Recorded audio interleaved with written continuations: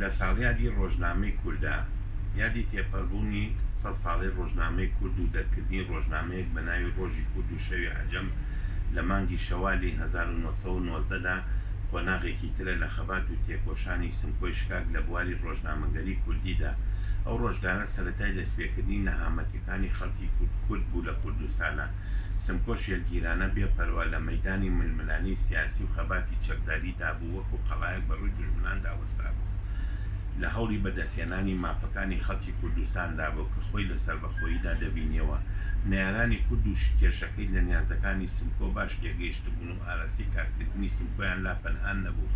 لەگەڵ ئەوەشدا ئەو توانا و هێزیان نەبوو کە ڕێ لە مەرامەکانی سمکۆ بگرن. بۆیە تەنیا بەلەنگاری و دژ بە شۆڕشی سمکۆ پرۆپاگەندە بوو بەوەی سمکۆ پیاوکوژ و چەتە و ڕێکرا.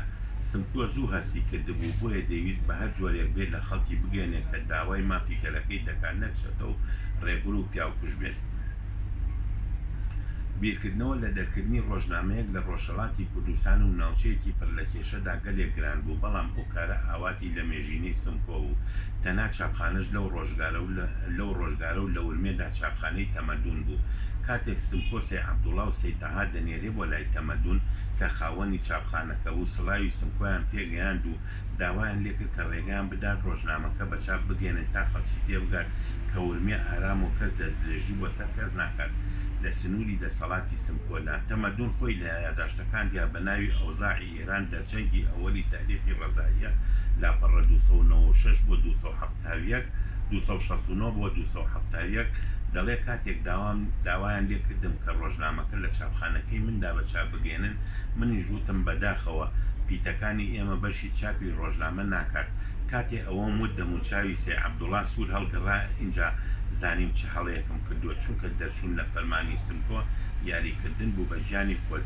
هێندە بەس بوو کە بە هێمایەکی سمکۆ ژیانت تەواو دەبوو. بۆیە بە پەلە قسەکەم گۆڕی وتم لەگەڵ کرێکارەکانە هەوڵ ئەدەین ئەو کێشەیە چارەسەر بکەین.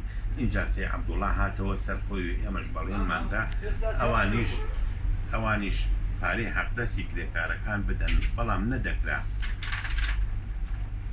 هیچ جۆرە داواکاریەک لە کورد بکەی. لەو کاتەدا منیش ترسام و چاپخانەکەم بەجێهێشت و دوای 3 ڕۆژ هەڵاتم. کاتێک زانیان هەڵهاتووم تابلۆی چاپخانەکەیان لێکردەوە ناویان نا چاپخانەی غیرەت. بۆ دڵنیابوون لە نیازی پاکی سمکۆ ڕۆژنامەکە بە زمانی فارسی و کوردی دەرەچوو. دوای ماوەیەک ناوەکەی گۆڕابوو بە ڕۆژی کورد، پاشان بوو بە کورد. ئەگەر سەیری ئەو ڕۆژگاری سمکۆ بکەین کە ڕۆژنامەی بە چاپ گەیاندووە، دەکرێت بڵێین یەکەم ڕۆژنامەی کوردیە کە لە سەردەمی خەباتی چەکداریە بە چاپ گەیشت بێت. ئەمە شانازیە کە دەچێتە سەر خەرمانی خەباتی سمکۆی قارەمان. و ڕۆژنامەی کوردیش دەبێتە شانازیەک بۆ ڕەوتی ڕۆژنامەگەری کوردی. کاتێکە مەلا ئەحمەدی تورجانی برابچووکی مەلا محەممەدی تورجانی سەرنووسەری ڕۆژنامەی کورد کە زمان حاڵی شۆڕشەکەی سمکۆی شکاک بوو بۆمان دەگێڕێتەوە، دەڵێ سمکۆی شکاک هەواڵی نات بۆ کاربەدەستانی ڕۆژنامەکە کە لە کاتی دەرچوونی ژمارەی نوێی ڕۆژنامەکەدا چەندانەیەکم بۆ بنێرن بۆ چارێ شوێنی دانیشتنی سمکۆ بوو نزیک لە ورمێ. مەلا ئەحمەد دەڵێ کە ڕۆژنامەکە دەرچوو کاکەم واتە مەلا محەممەد بانگی کردم و چەند ژمارەیەک لە ڕۆژنامەکەی پێدام و وتی بڕۆ بۆ چارێ و ڕۆژنامەکان تەسلیم بە جەنابی سمکۆکە. دەڵێ کە گەیشتمە چارێ ئێوارە بوو ماڵی سمکۆ میوانی زۆری لێبوو. منیش لەگەڵ میوانان دانیشتم کە زۆر لە ئاغا و سەرۆک عەشیرەتە کوردیەکان بوو. بۆ بەیانی سمکۆ هات کە هیچ کاتێک سمکۆ نانی بەیانی لەگەڵ میوانان نەخواردبوو، بەڵام ئەو بەیانیە هات و قاوەڵتی لەگەڵ کردین و پاشان سمکۆ ڕووی کردە من و وتی ڕۆژنامەکان کووە. منیش وتم خۆیمان ئەوە تا هێناومە، وتی دەباشە هەر کەسە و ڕۆژنامەیەک لەبەر دەستیان دانێ. وتی منیش هەر کەسە و ڕۆژنامەیەکم خستە بەر دەستیان و دانەیەکیش بۆ سمکۆ. وتی خێرا سمکۆ زێڕێکی خستە سەر ڕۆژنامەکە و ڕووی کردە ئامادەبووان و وتی ئەم زێڕە بۆ حەقی کێشوی ڕۆژنامەکە نییە، بەڵکو ئەوە بۆ ئەوایە کە لە هەلومەرجی ئاوا ناخۆشدا ڕۆژنامەیەک دەربچێ بە زمانی کوردی، وەڵا دەبێت بە زێڕ بخەبڵێنرێ. ئەمەش گەواهی ئەوەیە سمکۆ چەند بە گرنگیەوە ڕۆژنامەکەی هەڵسەنگاندووە کە ڕەنگ بێت چەند ژمارەیەکی بۆ دەرکرابێت بەپێی بارودۆخی ئەو ڕۆژگارە. وەکو پێشتر وتمان کارێکی هەروە ئاسان نەبووە، بەڵام سمکۆ بە گرنگیەوە لەو کاری ڕوانیوە ویستوێتی شۆڕشەکەی گەشتگیرکرد بکات و هەموو چین و توێژەکان و ئاینەویەکان و کەسانی بەهەڵوێز لە نەتەوەکانی تری نێو ڕۆژهەڵاتی کوردستانی تێدا بەشداری کە بکات. بۆیە ئەگەر تەماشای دەرکەوتنی سیاسی سمکۆ بکەین لە ساڵی 1912دا کاتێک لەگەڵ میر عەبدوڵڕەزاق بەدرخان کۆمەڵی جیهانی دانی دامەزران ئامانجی ئەم کۆمەڵێ وشاری خەڵکی کورد و بەرەو پێشبردننی بزاوتی ڕۆشنبیری بوو.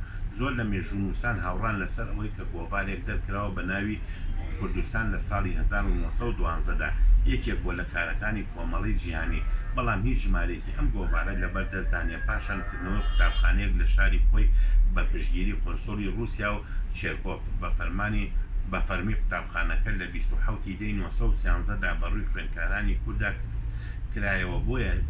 بووە بەشێک ئەتوانین بڵێن یەکەم قوتابخانەیە لەسەر ئاستی کوردستانی گەورە کە بە زمانی کوردی وانەی کوردی و مێژوو و جوگرافیای تیا خوێنرابێت.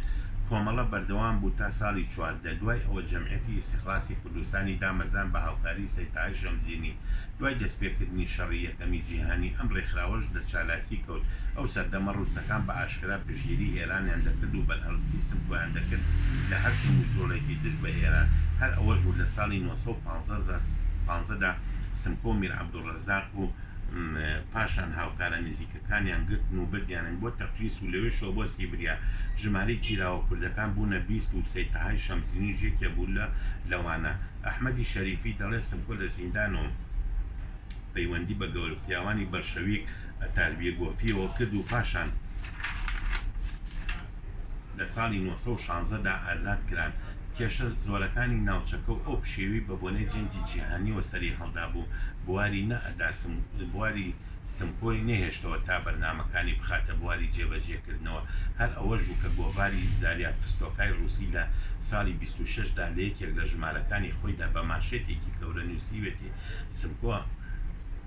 سمکۆ سیاسێکی گەورەیە لە زەویەکی بچووکدا، بەڵام بە هەر شێوەیەک بوو هەوڵێکی زۆری داتوانین ڕۆژنامەی کورد و شەوی عەجەم دەرکا. پاشان ئەو ناوە بووە جێگای ڕەخنە و بە بیری تونڕێوی نەتەوەی ناوزەندەکرا و سمکۆش بە ناچاری ناوەکەی گۆڕی بۆ ڕۆژی کورد و دوای ئەوەش کردیان بە کورد. ئەمەش دەبێتە سەروەریەک بۆ ڕۆژنامەی کوردی. سوپاس.